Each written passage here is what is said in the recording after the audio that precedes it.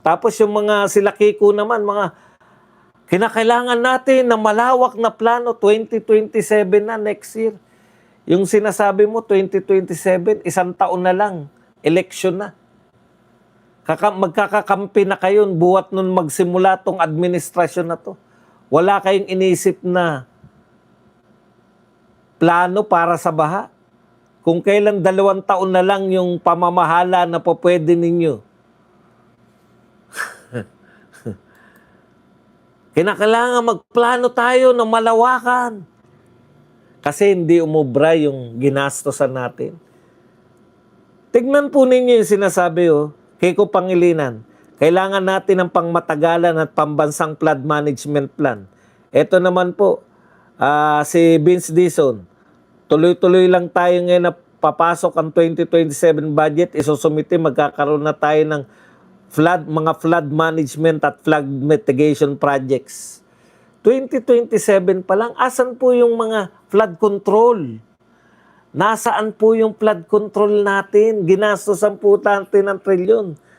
Ang nakakaasar pa, pag tinanong mo si Vince Dizon, di ba? Kailan po matatapos yung mga pagbaha? Eto na, nag-give up na si Vince Dizon.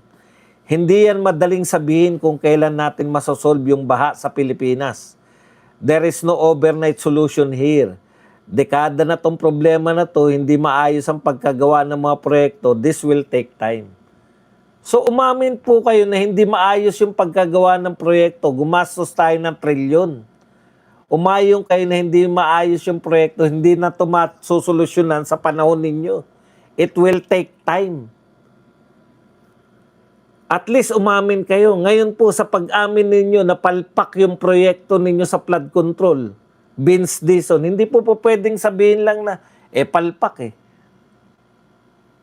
Hindi naman to, hindi yan madaling sabihin kung kailan. Dekada tong problema na to. Hindi maayos ang pagkagawa ng mga proyekto. So umamin ka na hindi maayos yung paggawa ng mga proyekto. So ano ngayon ang dapat nating gawin? Alam niyo po, hindi naman po kami naghangad na wala ng baha . Sa totoo lang po, sinukuan na namin kayo. Kasi si BBM na nga po magsabi, ito na yung normal. Babahain tayo. Pero ang sinisisi niya, yun ang kalikasan, yung mga global warming na. At kung ano-ano pang mga...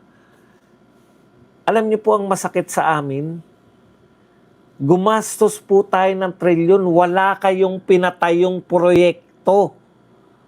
Wala kaming makitang big infrastructure project.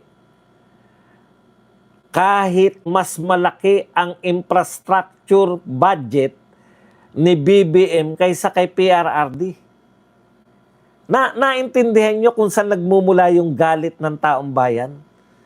Dati na bang may baha? Opo, dati nang may baha. Pero dati wala po tayong trilyon na budget para sa baha. Dati na bang may baha? Opo, dati nang may baha. Pero madali lang siyang bumababa kasi ang ginagawa ng panahon ni Tatay Digong, eto saksi kami nito. May kampanya si Tatay Digong na maglinis. Yang Dolomite Beach, yan po ay larawan, hindi lang po ng beach na pasyalan, na gastos, hindi po. Bago po naging Dolomite Beach yan, 100,000 tao ang nag-volunteer dyan para maglinis ng Manila Bay.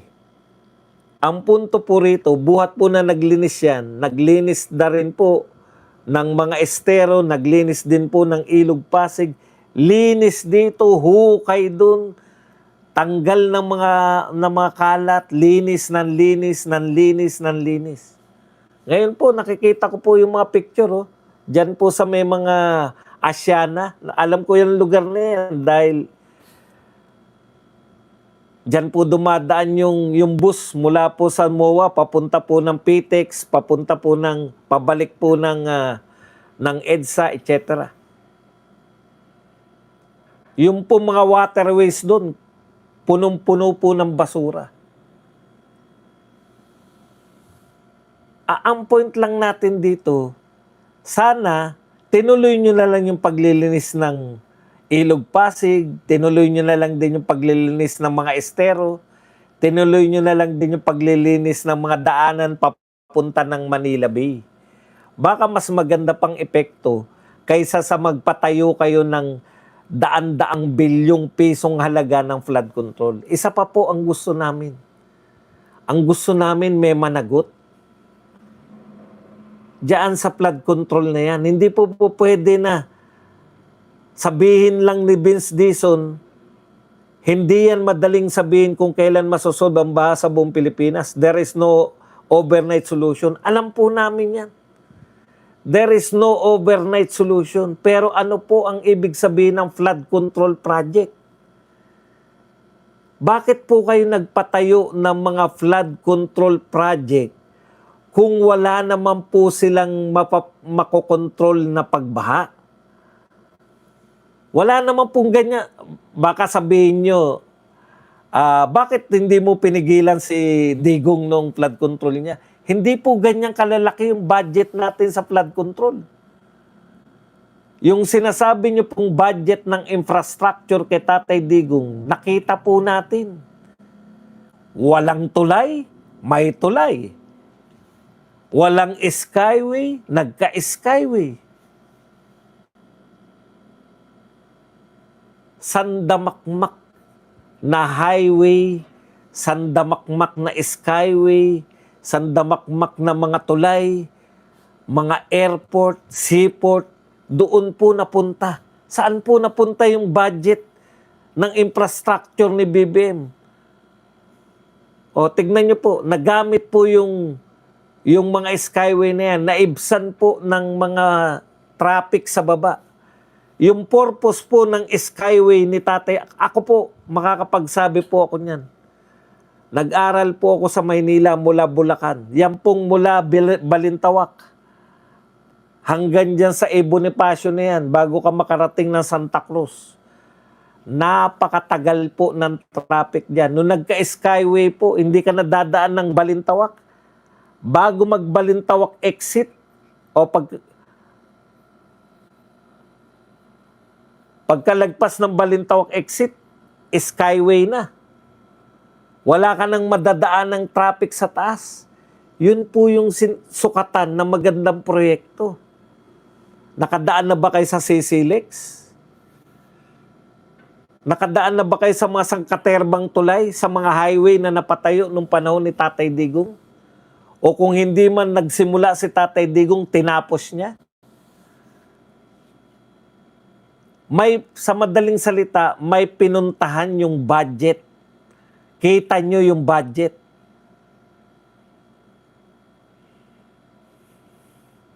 Meron ba kayong problem? Meron ba na kumwestiyon sa pag-utang ni Tatay Digong? Wala. Bakit wala? May proyekto eh. Nakita eh. Ngayon po, hindi na kami naniniwala na yung flood control project na yan. At ito, bagong termino ni Vince Dizon, na itong mga tinatawag na mga flood mitigation project, kung ano man ang ibig sabihin yan. Hindi naman kami maniniwala na makakapigil yan ng baha eh. Kaya ang gusto na lang namin, mapanagot yung mga magnanakaw sa flood control. Papanagutin ninyo. Makilala man lang namin sino yung mga traktor na yan. Ang dami mong issue, Lacson, sa Taguig. Wala po kaming problema dyan sa Taguig. Pero ang Taguig po, hindi po siya ang Pilipinas eh. Ang bumabaha po buong Pilipinas, hindi lang po yung Taguig.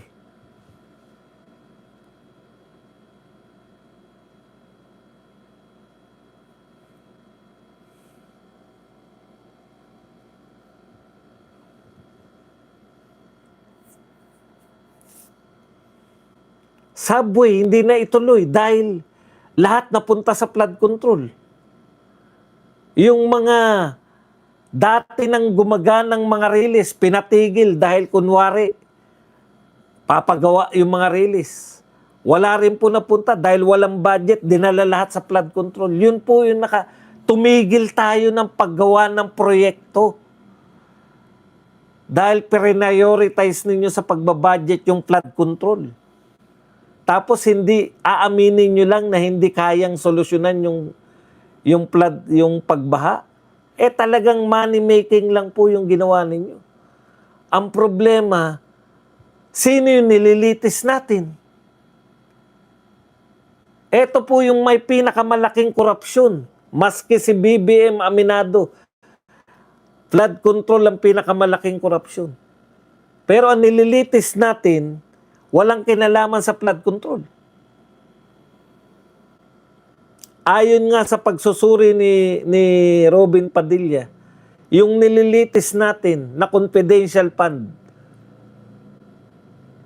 nakatulong po talaga. Nung panahon na merong confidential fund, napigilan yung mga paglusob nung mga usual na mga petsa na lumulusob tong mga rebelde na ito, yung mga insurgents. Kung sino po yung mga matatagumpay na may proyekto, siya po yung inuusig natin dahil gusto nating pagtakpan o gusto nating, ayaw nating makatakbo sa 2028 election. O ngayon, dahil po alam niyo po itong mga dilawan kakamping, mahilig po ito yung issue. Issue baha. Kinakailangan po nila magsalita sa baha. Kaya ito si Kiko Pangilinan, salita ng pambansang flood management plan. Ikaw ba tumigil ka sa pagiging senador? Wala ka naman talo sa senador eh. Ang tagal mo ng senador, bakit ngayon mo lang naisip yan? Alam niyo yung ibig ko sabihin? Kasi malawak ang pagbaha ngayon. Kaya kinakailangan magsalita. Yun yung gustong-gusto ng mga dilawan eh. May issue ba? Magsalita tayo dyan. May barilan bang naganap sa Tacloban? Lahat ng dilawan may kanya-kanyang sinabi. May sinabi si Dilima, may sinabi si Jokno, may sinabi si Tabingi, may sinabi si Rizon Tiberos, may sinabi si Kiko Pangilinan. Basta may issue, lahat sila may sinasabi. Pagkatapos po na yung issue po, hindi lang nga sila may sinasabi. Nag-iimbestiga pa eh. Pagkatapos po, pag malamig na po yung issue, wala na po.